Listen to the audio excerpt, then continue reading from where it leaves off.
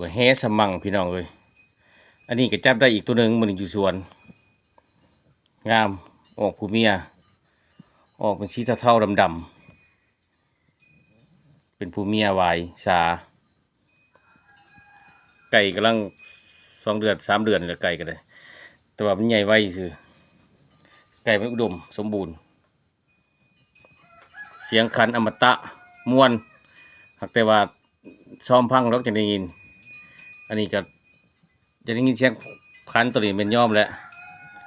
จุดปัญญาพวกไก่ยังอ่อนยังน้อยมันจากรักโคตรแห่โคตรรักพี่น้องเลย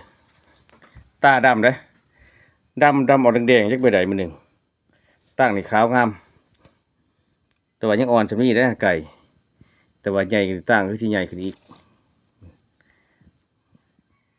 งามไก่ออกชีสาปั่นหางไก่ป่าพี่น้อง